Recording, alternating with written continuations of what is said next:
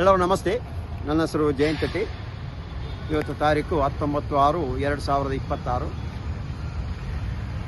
ತಾರೀಕು 10/6/2026 ಧರ್ಮಸ್ಥಳ ಪ್ರಕರಣ 39/2025 ಇದರ ಮೊದಲ ದೂರುದಾರರಾದ ಚಿನ್ನಯ್ಯ ಒಂದು ಅರ್ಜಿ ಹಾಕಿರ್ತಾನೆ.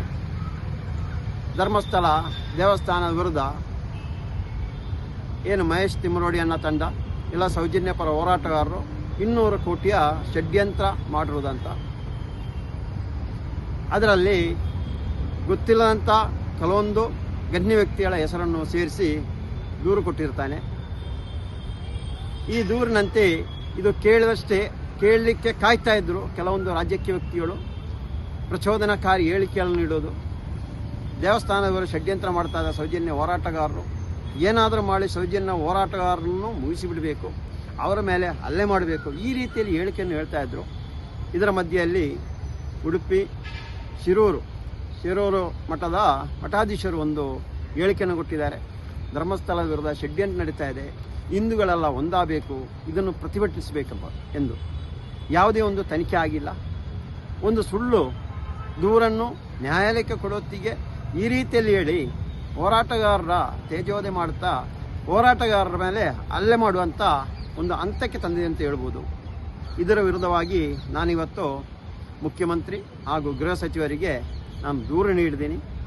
ಏನಾದರೂ ಮುಂದಿನ ದಿನಗಳಲ್ಲಿ ನಮಗೆ ನಮ್ಮ ಸೌಜನ್ಯ ಪರ ಹೋರಾಟಗಾರರಿಗೆ ಮಹೇಶಣ್ಣ, ಗಿರೀಶ್ ಮಠನವರು, ನನಗೆ ಇಲ್ಲ ನನ್ನ ಫ್ಯಾಮಿಲಿಯವರಿಗೆ, ನಮ್ಮ ಎಲ್ಲರ ಫ್ಯಾಮಿಲಿಯವರಿಗೆ ಏನಾದರೂ ಸಹ ಹೋರಾಟಗಾರರಿಗೂ ಏನಾದರೂ ಯಾರಾದರೂ ಹಲ್ಲೆ ಮಾಡಿದರೆ ಇದಕ್ಕೆಲ್ಲ ನೇರ ಹೊಣೆಗಾರರು ಸ್ವಾಮೀಜಿ ಹಾಗೂ ರಾಜಕೀಯ ವ್ಯಕ್ತಿಗಳು. ಅದೂ ಅಲ್ಲದೆ ಕೆಲವೊಂದು ಫೇಸ್ಬುಕ್ ಮುಖಾಂತರವಾಗಿ ಇದನ್ನು ಪ್ರಚೋದನೆ ರೀತಿಯಲ್ಲಿ ಬಿಂಬಿಸುತ್ತಾ ಜನರನ್ನು ಒಂದು ರೀತಿಯಲ್ಲಿ ಏನಾದರೂ ಮಾಡಿ ಸೌಜನ್ಯ ಹೋರಾಟಗಾರರ ಮೇಲೆ ಹಲ್ಲೆ ಮಾಡಬೇಕೆಂಬ ರೀತಿಯಲ್ಲಿ ಬರೆದಾಕಿರೋ ವಿರುದ್ಧ ನಾನಿವತ್ತು ದೂರು ಕೊಟ್ಟಿದ್ದೀವಿ.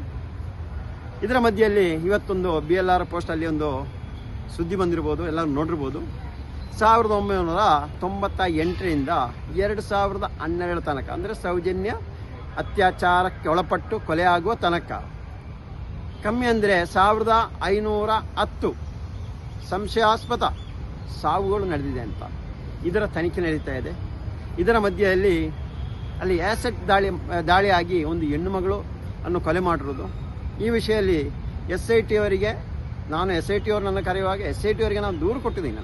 ಇದರಲ್ಲಿ ಯಾರು ಇದ್ರ ಅಂತ, ಯಾರು ಈ ಕೊಲೆಯನ್ನು ಮಾಡಿ ಕೊಲೆ ತಂದು ಹಾಕಿರುವುದು, ಅದು ಅಲ್ಲದೆ ಬೇರೆ ಬೇರೆ ತುಂಬ ವಿಷಯವನ್ನು ಧರ್ಮಸ್ಥಳ ಆಗಿರುವಂಥ ಆ ವಿಷಯಗಳ ಕೊಲೆ ಆಗಿರುವಂಥ ವಿಷಯವನ್ನು ಎಲ್ಲವನ್ನು ನಾನು SITಗೆ ದೂರು ಕೊಟ್ಟಿದ್ದೆ. ನಾನು ತಮ್ಮ ಒಂದು ಮಾಹಿತಿಗೋಸ್ಕರ ನಿಮಗೆ ತನಿಖೆಗೆ ಒಂದು ಸಹಕಾರ ಆಗಲಿ ಅಂತ. ಅದರಲ್ಲೇ ಇದೆ ಹೆಣ್ಣು ಮಕ್ಕಳನ್ನು ಅತ್ಯಾಚಾರ ಮಾಡಿ ಮರ್ಮಾಂಗಕ್ಕೆ ಬಟ್ಟೆ ತುಂಬಿಸಿರುವುದು, ಅದೇ ರೀತಿಯಲ್ಲಿ ಮರ್ಮಾಂಗಕ್ಕೆ ಚಾಕು ಹಾಕಿರೋದು. ಎಲ್ಲರೂ ಎಣಿಸ್ಬೋದು ಸೌಜನ್ಯ ಒಂದು ಹೆಣ್ಣು ಮಗಳಿಗೆ ಮಾತ್ರ ಅತ್ಯಾಚಾರ ಮಾಡಿ ಮರ್ಮಾಂಗಕ್ಕೆ ಮಣ್ಣು ತುಂಬಿಸಿರುವುದ? ಇಲ್ಲ, ಇವರ ಒಂದು ಚಾಲಿನೆ, ಇವರೊಂದು ಕೆಲಸನೇ ಇದಂತೆ ಅದರಲ್ಲಿ ಗೊತ್ತಾಗ್ತಾ ಇತ್ತು. ಅವರ ಹೆಸರು ಸಮೇತ, ಅವರ ದೂರಾಣಿ ಸಮೇತ ಸೇರಿಸಿಬಿಟ್ಟು ನಾನು ಕೊಟ್ಟಿದ್ದೀನಿ. ಅದೇ ರೀತಿಯಲ್ಲಿ ಈ ಆ್ಯಸೆಟ್ ದಾಳಿಯಲ್ಲಿ ನೋಡಿ, ಅವತ್ತು ನಾನು ತಯಾರು ಮಾಡಿರೋ ಒಂದು ಇದು ಎಷ್ಟಂತ ಹೇಳ್ಬೋದು, ಇದು ಬೇರೆ ಬೇರೆ ಇದೆ, ಬೇರೆ ಬೇರೆ ವಿಷಯ ಇದೆ. ನಾನು ಈ ವಿಷಯದಲ್ಲಿ ನಾನು ಅಲ್ಲಿ ಕೇಳಿದ್ದೀನಿ, ದೊಡ್ಡವರಿಗೆ ಅಂದರೆ ಸೈಮನ್ ಸಾರಿಗೆ ಕೇಳಿದ್ದೀನಿ. ನಾನು ಒಳ್ಳೆ ಮಾಹಿತಿ ಕೊಡ್ತೀನಿ, ತನಿಖೆ ಮಾಡಿ, ನನ್ನ ಒಳ್ಳೆ ಒಂದು DSP ಇನ್ಸ್ಪೆಕ್ಟರ್ ಇದ್ದರೆ, ನಿಷ್ಠಾವಂತ ಇದ್ದರೆ ಕೊಡ್ತೀವಿ ಅಂತ ಹೇಳಿದೆ. ಇಲ್ಲ, ನಾನು ಕೊಡಲ್ಲ ಅಂತ ಹೇಳಿದೆ. ಆ ನಂತರ ಈ ನನ್ನ ಮೇಲೆ ಅಲ್ಲೆಲ್ಲ ಆದ ವಿಷಯಕ್ಕೆ ನಾನು ಬೇಸತ್ತು ಯಾವುದನ್ನು ಕೊಟ್ಟಿರೋದಲ್ಲ. ಆದರೆ ಈ ಒಂದು ವಿಷಯವನ್ನು ಕೊಟ್ಟಿದ್ದೀನಿ ನೋಡಿ, ಅದರಲ್ಲಿ ಯಾರು ಆ್ಯಸೆಟ್ ದಾಳಿ ನಡೆಸಿರುವರು, ಕೊಲೆ ಮಾಡಿರೋದು ಯಾರು ಅಂತ ಇವರನ್ನೆಲ್ಲ ಅವತ್ತು ಠಾಣೆಗೆ ಕರೆಸಿ ಠಾಣೆಯಲ್ಲಿ ಕೂರಿಸಿದ್ರು. ಆ ನಂತರ ಮೇಲಿಂದ ಯಾರದೋ ಮೇಲಾಧಿಕಾರಿದ ಇನ್ನೊಬ್ಬರ ಅಂತ ಗೊತ್ತಿಲ್ಲ, ಕರೆ ಬಂದ ನಂತರ ಇವರನ್ನು ಬಿಟ್ಟು ಕಳಿಸಿದಂತ ನಾನು ಮೆನ್ಷನ್ ಮಾಡಿದ್ದೀನಿ. ಅವತ್ತು ರೆಡಿ ಮಾಡಿದ ಪತ್ರದ ಪ್ರತಿ ನಾನು ಮನೆಯಲ್ಲಿ ಹುಡುಕೋದು ನನಗೆ ಸಿಕ್ಕಿತ್ತು. ಉಳಿದ ಎಲ್ಲ ಪತ್ರಗಳನ್ನು ನನ್ನ ಮೊಬೈಲನ್ನು SIT ಅವರು ಸೀಸ್ ಮಾಡಿದ್ರು. ಎಲ್ಲ ದಾಖಲೆಗಳು ಅದರಲ್ಲಿದೆ. ಅದರಲ್ಲಿ ಒಂದು ಕೊಲೆಯನ್ನು ಮಾಡಿರೋದಂತ ನಾನು SIT ಅವರಿಗೆ ಈ ಮೂಲಕ ನಾನು ವಿನಂತಿಸಿಕೊಳ್ತಾ ಇದ್ದೀನಿ.